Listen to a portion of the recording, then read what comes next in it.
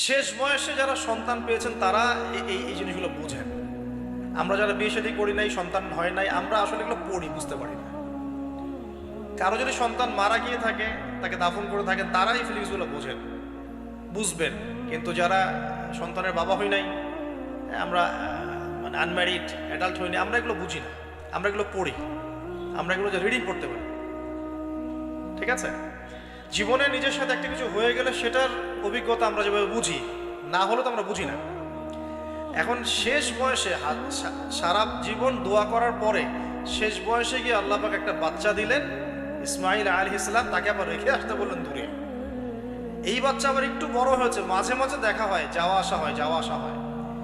এই বাচ্চার বয়স হয়েছে এখন 10 থেকে 13 বছর। আল্লাহ পাক বলছেন একে জবাহ করতে হবে, কুরবানি করতে হবে। তো ইব্রাহিমের জীবনের পরীক্ষাগুলো দেখেন। এবার এই স্মৃতি তো সামনে আসছে আমাদের। এই যে আমরা সাইয়ের কথা বললাম, এটা আমাদের হাজিদের স্মৃতি। এখন এই কাজ করবেন তারা সামনে। আমরা যে কাবা ঘরের কথা বলছি, এখন তারা সেখানে আছে। আমরা এখানে নামাজের কথা বলছি, তারা সেখানে নামাজ পড়ছেন। এই জিনিসগুলো না জেনে, না পড়ে, না বুঝে হজমরা করতে গেলে স্বাদ পাবেন না, তারা টেস্টটা পাবেন না। এখানে বয়স হলো 13 বছর, 15 বছর, কুরবানি করতে বললেন। কুরবানি যে আমরা করি, গরু ছাগল কুরবানি দেই, আমরা তো ফিলিংসই বুঝি না যে আসলে আমরা কি করতেছি, কেন করছি, কার স্মৃতিতে করছি, না করলে কি হতো। তো এটা নিয়ে তো এই যে একটু আগে এক ভাই বলে গেলেন যে এগুলো নিয়ে যে বিভিন্ন মহলে অনেক সমালোচনা, পশু কুরবানি, অমানবিক, এই সেই, এগুলো তো চিন্তারই জায়গা নাই। এগুলো চিন্তার তো জায়গাই নাই আমাদের কাছে। কারণ এখানে সবচেয়ে বড় কথা ছিল নিজের জীবন কুরবানি করা, নিজের জীবনটা কুরবানি করা। নিজের জীবন না আছে, আল্লাহ আমার কাছে একটা খাসি চেয়েছেন, একটা গরু চেয়েছেন, একটা বাহিমাতুল আনআম চেয়েছেন। এখানে তো আমার নিজের জীবনটাই দেওয়ার কথা ছিল। ওটা না নিয়ে আল্লাহ পাক বলেছেন যে বাহিমাতুল আনআম একটা দিলেই হবে। তোমার কাছে ওটার গোশতও চাই না, চামড়াও চাই না, কিছুই চাই না, তাকওয়াটুকু চাই। তাতেই এত কথা। এটা দামি বা কত? 10-15 হাজার, একটা গরুর 50,000, 60,000, 1 লাখ টাকা। 1 লাখ টাকাকে আপনি সন্তানের মূল্য দিয়ে হিসাব করতে পারবেন? তো এখানে মূল জিনিসটাই হচ্ছে আল্লাহ পাকের হুকুম। আল্লাহ পাকের হুকুমই সবচেয়ে বড় কথা।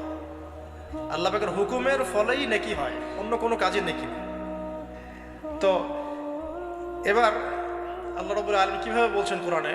আল্লাহ পাক বলছেন, ইব্রাহিম আলাইহিস সালাম বলেন, ইন্নী যাহিবুন ইলা রাব্বি সায়াহদিন, আমি চললাম আমার রবের পথে, তিনি আমাকে পথ দেখাবেন। এই আয়াতটা খুবই মনে শান্তিদায়ক আয়াত। জীবনে অনেক কিছু হয়ে যাবে, কিন্তু এই আয়াতটা যদি তেলাওয়াত করতে পারেন ভিতরে ভিতরে, আল্লাহকে পাবেন। ইন্নী যাহিবুন ইলা রাব্বি সায়াহদিন, আমি ছুটলাম, আমি চললাম আমার রবের দিকে, তিনি আমাকে পথ দেখাবেন। রব্বি হাবলি মিনাস সালিহিন, আল্লাহ আমাকে সুসন্তান দান করুন, সালেহীন সন্তান দান করুন। ফাবাশশারনাহু বিগুলামিন হালিম, আল্লাহ বলছেন আমি তাকে সহনশীল সন্তান দান করলাম, সহনশীল সন্তান দান করলাম। এবার ফালাম্মা বালাগা মাআহু সা'য়া, এবার যখন বাচ্চাটা বাবার সাথে দৌড়াদৌড়ি করা শিখলো, মানে এই যে 10, 12, 14 বছর বয়স, এই সময় বাচ্চাগুলো আরো বেশি আকর্ষণীয় হয়। শেষ বয়সের বাচ্চা, এত দোয়া করার পরে একটাই বাচ্চা, একটাই ছেলে, শেষ বয়সের, কেবল বড় হচ্ছে, বাবার সাথে মানে দৌড়াদৌড়ি করতে শিখছেন, সন্তানের প্রতি বাবার ভালোবাসা আরো গাঢ় হচ্ছে। আল্লাহ পাক তখনই পরীক্ষা নিলেন, যাতে দেখতে চান আল্লাহ পাক আমার ভালোবাসা বেশি না তোমার সন্তানের প্রতি ভালোবাসা বেশি। সন্তানকে পেয়ে আবার আমাকে ভুলে যাওনি তো? সুবহানাল্লাহ, সুবহানাল্লাহ। এবার ফালাম্মা বালাগা মাআহু সা'য়া, যখন সন্তান ছোটাছুটি করা শুরু করলো, দৌড়াদৌড়ি করতে শিখলো, ক্বালা ইয়া বুনাই, ইব্রাহিম আলাইহিস সালাম বলছেন, হে আমার সন্তান, ইন্নী আরা ফিল মানামি আন্নী আযবাহুকা, আমি আমার স্বপ্নে দেখেছি আমি তোমাকে জবাই করছি।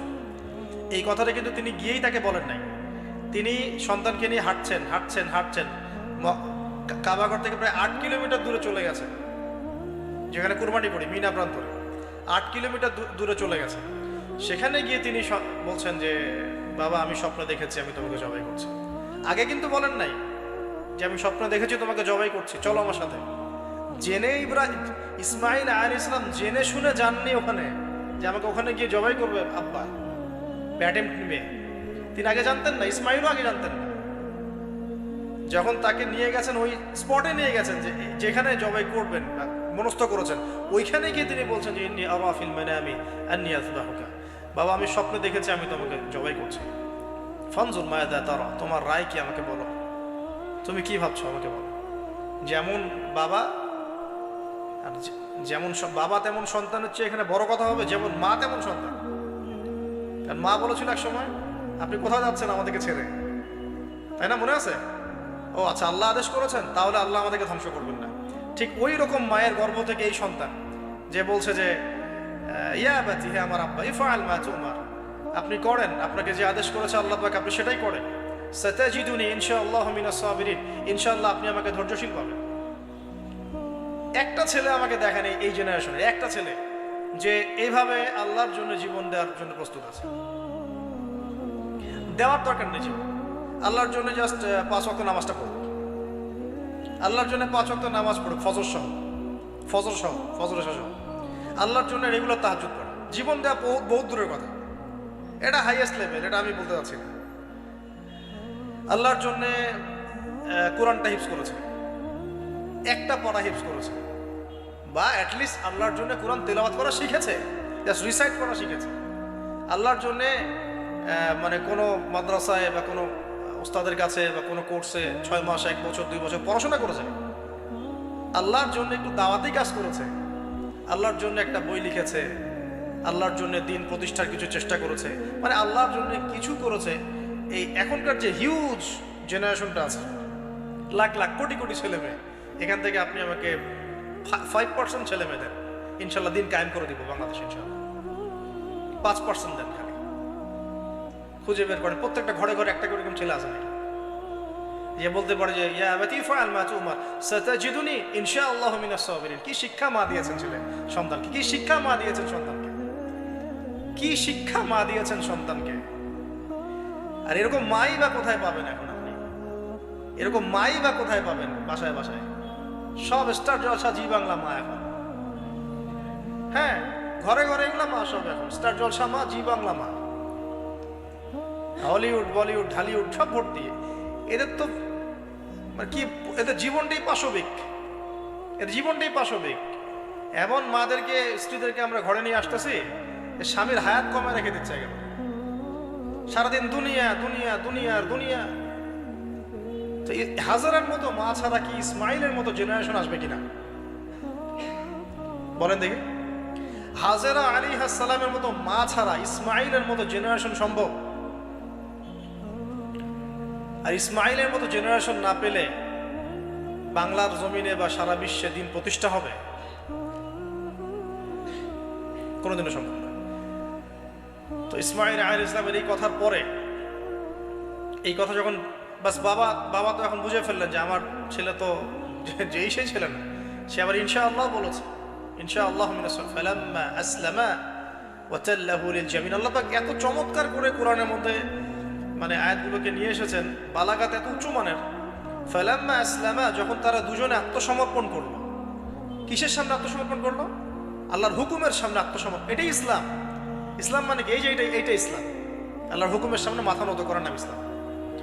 আর আমরা তো প্রত্যেকটা কাজের পিছনে লজিক খুঁজি। নামাজ কেন পড়তে হবে, রোজা কেন রাখবো, যাকাত কেন দিব?